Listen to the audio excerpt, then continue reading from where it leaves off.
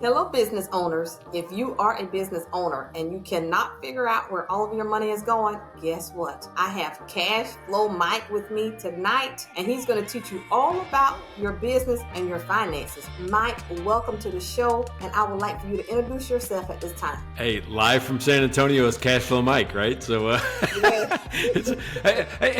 Mike Mylan. I live in San Antonio. And I tell you, I'm on a mission to eliminate cash flow as a reason that businesses fail. So if you've ever struggled, if you've ever stayed up at night, let's stop doing that. I've got ways to help you starting today. Well, you know what? Tell us a little bit how you got started on this journey and why. And then I need you to help my business owners. Yeah, super interesting, right? Because people always ask me, how do I get to be Cash Flow Mike? Because they always want to know what I'm doing and those type of things. I'm like going, I don't know if you can get there from here. But believe it or not, I was a state trooper, right? Wow. In the 1900s.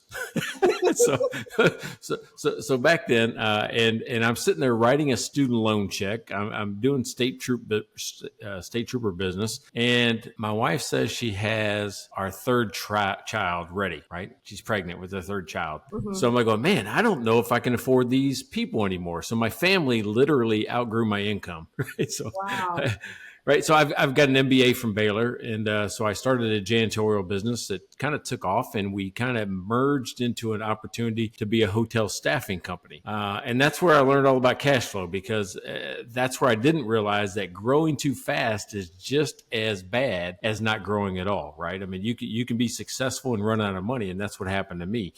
We opened 27 offices in 9 states in 3 years and had a couple hundred people working for us every single day. And, if you've ever had to make payroll, 2 weeks at a time, right? 2 weeks. And I'm waiting for Marriott to pay me in 60, 90 days. That's a lot of payroll you got to cover. So I learned real fast about what actually cash conversion cycle was, what timing was, and this concept called the financial gap. So, and I made all the mistakes, right? I made all those mistakes that everyone else does. I mean, I went into savings. I took a second loan out on the house. I maxed out credit cards. I mean, I didn't pay myself. So all the things that maybe your listeners have done, I've done too. And that's why I was able to, starting about 20 years ago, put a program together to help people like you and I not do that anymore. Well, wow. So guess what? Part of your story is you said that you were in the trenches, but I wasn't quite sure how you were in the trenches. But based on what you were saying, that's a good idea of the trenches. And so based on everything that you went through, and now that you understand that so many business owners is what you realize, that they have no idea about their cash flow, like they're flying in the blind.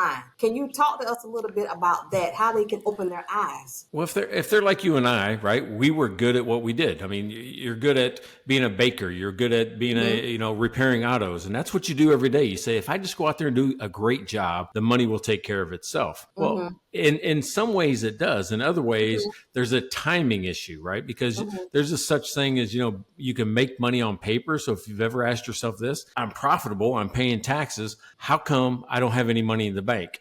That's the timing issue that I'm talking about. So what I do is I teach people how to pull the right lever at the right time so that they control the timing of money in versus money out and keep more of what they earned in their bank account. Okay. And so I'm like, with your story, and today things are pretty expensive. We're going through this tariff ordeal. We've survived COVID. And so how did you dig yourself out of what you were in with your business? Yeah, couple of different things, right? So I actually had some cash I was sitting on from a savings account, and I bought a bar. I didn't go out to buy a bar, right? That wasn't what I was trying to do. But I bought a bar because it was a cash-based business. And I thought, well, maybe if I just have cash come in faster, it would help. And it helped out a little bit. But then I also renegotiated with Marriott to have them pay a little bit sooner. But once I bought the first bar, I saw that it worked and it brought in a lot of cash. Then I built a bar. Then I bought a building with a bar in it. And then all of a sudden I bought 9 more buildings. So at one time I was running 5 businesses at once. I had the hotel staffing business. I had 3 bar restaurants and 9 properties, right, that we were managing for rents. And that was bringing in a lot of cash. So it was about balancing cash at that point in time. And that was 5 of my 14 companies right there at once that I've built in the meantime. Well, you know what? You are here today to teach my listeners, our business owners, how to find their money. So I want you to talk to them and teach them how to find the money that they are missing, that they don't see. How do they they do that? Yeah, I mean, first of all, I mean, you have to ask yourself, I mean, when you look at your financial statements, do you understand it? Do you know what you're looking at? And if not, don't worry about it. I've written 3 books, and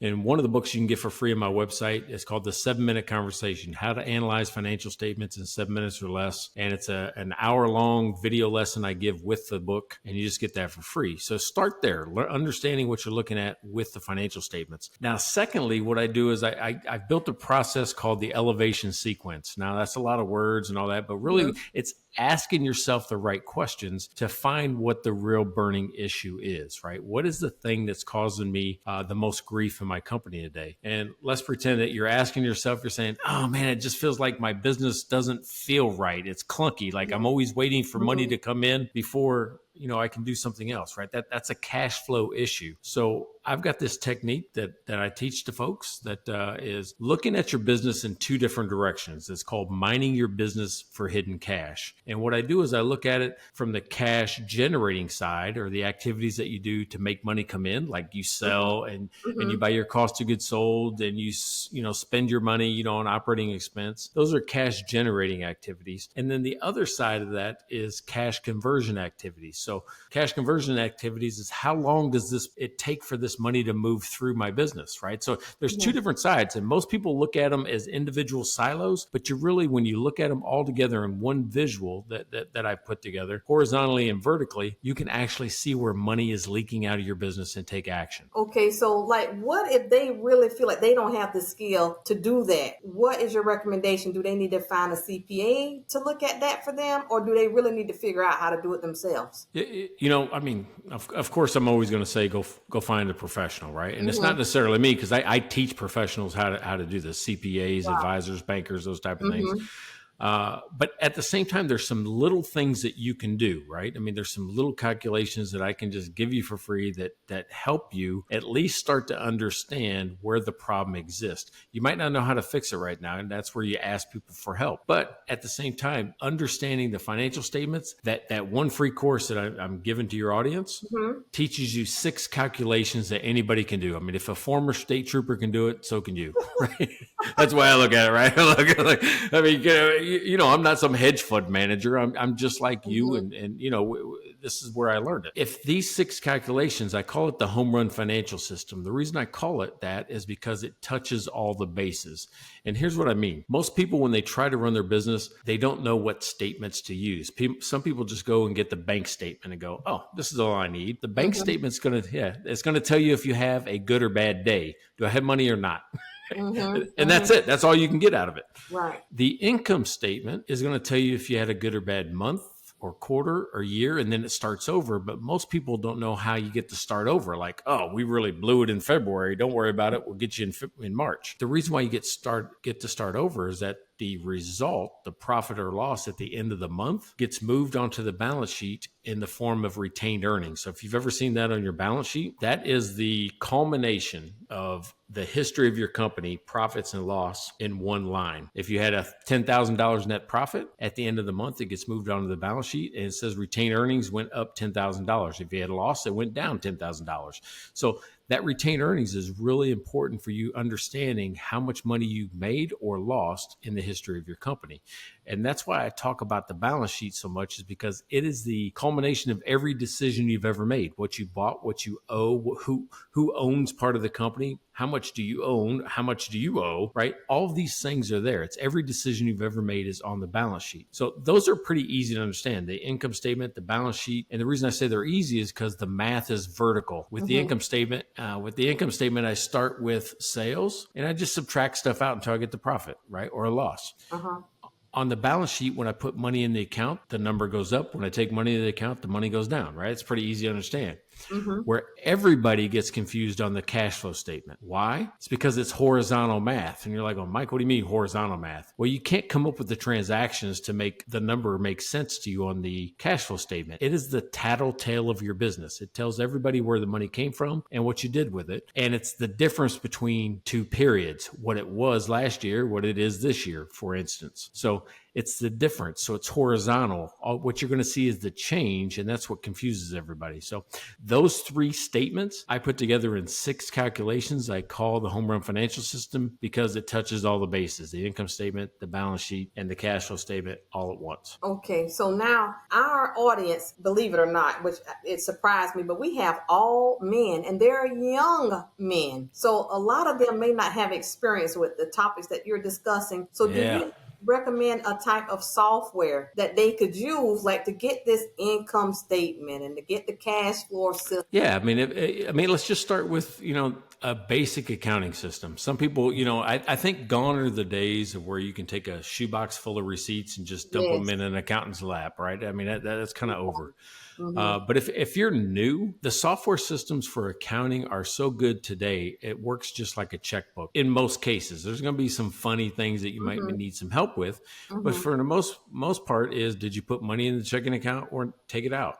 And, there's matter of fact, people always say QuickBooks. People say like Xero or FreshBooks. I actually use a product called Wave. Wave is free, and Wave feels as easy as a checkbook, and it ties right to my bank account. And the most that I do with accounting on a daily basis is the transaction comes in from the bank and I say, oh, that was for office supplies. Oh, that was for rent. And I'm doing more classification, and that's a good enough start to get you in the framework of seeing these financial statements. Okay. So that's good, because I'm like, probably some of them may not know what that is and they may be thinking about business. That makes sense. Yeah. Let me bring that out. And so another thing that's sticking to my mind, because they are young gentlemen, and you talked about how you can make money real quick in your business, but really it won't be successful because you're making it so quick. Can you elaborate on that just a little bit? Yeah. So there's a phenomenon called growing broke, which means you can be so successful that you run out of money. Right? Wow. And you're like, what? Goosebumps. I'm like, really? Well, let me give you an example, right? A friend of mine, his brother-in-law was a guy named Alden Mills, and Alden Mills built a company called the Body Rev, which was a fitness product. And people, if you go look it up, you're like, oh, I've never seen that before. Well, yeah, because he almost ran out of money building it. Wow. Nobody bought it, but nobody bought it. He was on Home Shopping Network. He was on QVC. He was on, his own infomercials, and just nobody bought this thing, right? And what it looked like was this gray bar. You can look it up, Body Rev. It's this gray bar, and the ends of the gray bar are these handles that kind of turn. But he really believed in aerobic and resistant activity, and there was all these exercises you could do with this thing to kind of just make your body move, right? Well, after he was almost out of money, he chose to pivot the company. And what pivot the company means, if you've ever heard, fancy people say that, it means I'm going to introduce the product a different way. It's the same stuff, but I'm going to introduce it a different way. Well, he got rid of this gray bar and kept the 2 handles. And he took the 2 handles off of this gray bar and put them on 2 discs. And when you did a push-up, all they did was turn your hands 90 degrees, right? Just like this. And he changed the name of it from Body Rev to the Perfect Push-Up. Now, if you've ever heard the Perfect Push-Up before, this thing you heard it, right? So this is the story of the Perfect Push-Up. It did $2 million right off the bat in sales. He went from losing money to being almost out of business to the first year making $2 million in sales. The second year, he made $60 million in sales. Everybody wanted this thing. I mean, even I have one, but I hide mine in the closet. Right? I don't want somebody to break in and try to steal them. But it's one of those things where they were in Target and Sam's Club and Costco, everywhere you went. But within the second year, he almost lost the company, almost had to close again. You're like, oh, wait a second, how do you almost lose the company when you do $60 million? Right. Well, think about it. He gets an order for 100,000 units from, we'll say, Walmart. He pays the salaries. He pays for the materials. He puts them all together. He puts them on trucks. He puts them in packaging. He sends it out to however many Walmarts are out there. If they sell in a week, he doesn't get money that week. He gets money 3 months later for that Oh, wow. invoice, right? What does Walmart do? The next week, they double the order, right? Instead of 100,000, they want 200,000 because they sold so fast. So they keep ordering. Then Target sees it, then Costco sees it, and all of a sudden he's got orders going out everywhere. He doesn't get paid for 90 days. Well, who pays for the salaries, the rents, the raw materials, all those type of things? That's growing broke, right? So that's where you really have to manage the timing of cash. And you have to ask yourself, even if you get that dream contract, should I take it? I might not have enough money to actually service it. I might actually grow broke or go broke because I took on my dream contract. So that's what I do, is I help you kind of balance that out so you don't put yourself in a situation where you actually had a good idea, but it didn't kill you and take your money from you because you couldn't service the account. Cash flow, Mike. Now that is amazing, because you would think, now, if he made that much money, he would be okay. But because he probably got more orders than he could fulfill, didn't have the money coming in, he was about to go broke. So I just want the listeners to understand like what you're saying. So like, even though he made that much money, he still almost lost his business. Yeah. So what you're describing is the big difference between profit and cash. Just because it says you were successful on paper, if you don't see it in the account, don't spend it. Wow, Right? that's powerful. If you don't see it, don't spend it. And so another thing I would want you to speak on, because of the trenches that you've been through, all the businesses that you have done, managed, created, can you explain to them and stress to them how important it is to know when they're ready to step out and get a business? Yeah. So, I mean, the first thing you got to do is, do I have an idea, right, that other people want, right? So have you ever heard the saying, that, you should eat your own dog food? It's kind of, you've heard it though, right? Which means if I'm going to preach something, if I'm going to say this is a good product, then maybe I should use it myself. Right. Right. I've added to that saying, and I say it's not dog food until a dog eats it, which means when somebody else also says it's a good idea, when somebody else also agrees to put their credit card in, then it's dog food. And then we start talking about maybe this is a good idea. It isn't just you anymore. It's other people. That's what I'm saying. So it's not dog food until a dog eats it. I like that. So basically what you're saying, you can have an idea, but if someone else don't think that's a good idea, really there's no need to do it, because nobody's going to buy the product or the service. Yeah. And the thing is, you got to put it to the mom test, right? And what I mean by that is your mom's always going to tell you it's the best. So know that if you ask your mom and she's not willing to be honest with you, Run. maybe it's not the right product. So you got to go outside your mom. You got to go outside your circles of friends, because there's a such thing as groupthink, which means when we all start talking about it together, maybe you and I are on the back deck and we're like, hey, I got this great idea for a business and we can make all this money. You have to go outside your circle that's having that conversation, because they're not into it, and try to explain it to somebody else. So here is a formula, right? Here's a formula to talk to other people before you throw any money in on any business. Can you say this? I help this person or this group of people, or who is it is going to buy it, right? Your customer. So I help this customer with this problem by doing this thing. Rehearse that sentence over and over and over again. And when you get other people to believe it, maybe it's a good idea. But I help business owners, who are struggling with their cash flow, actually find hidden cash in their business by teaching them strategies and techniques to put more cash in their bank account. I help this person with this problem by doing this thing, right? And that way, even when you go to networking events, what do people ask you? Hey, what's your name? Well, hey, I'm Mike. What's the next question they ask? Mike, what do you do? That's where everybody fumbles the ball right there, right?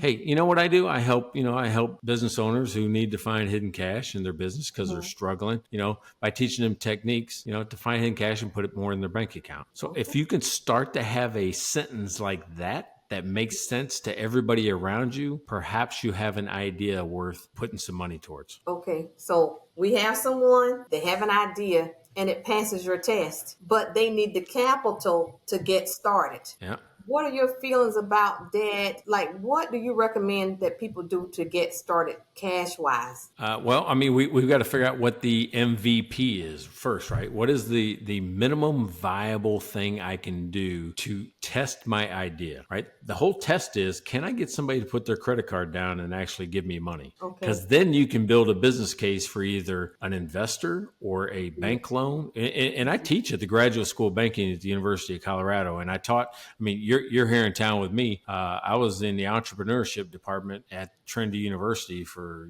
a long time. So, Wow. so, That's so, good. but your first test before you go ask somebody else for money, because they're going to invest in you and your idea, you want to have some type of proof point. Hey, I helped this person with this problem by doing this thing. And by the way, now I've found 3 other people that agree with me and put their credit card down, right? So then there's a business case we can build for either debt or equity. And that comes down to your gut, which is, can I accept some risk, right? Can I accept some risk? And I want to have all the control, all the ownership, and I will put my name on the line for a loan. Or do I have a good sales pitch and I'm willing to give up some control, some of the ownership, and I'll take on investors, right? So all of that debt versus equity comes down to how much control and how much decision-making process, or how much of the decision-making process do you want to control? Wow. Now, I hope they heard exactly what you said. And then give me that acronym again. You said MV? Oh yeah, MVP is a minimum viable product, which means don't go if you're making. Well, I'll just say software. Don't go out and make the perfect piece of software if the core thing you want to do nobody wants, right? So it's called test then invest. So build a small MVP. MVP is the minimum viable product. I mean,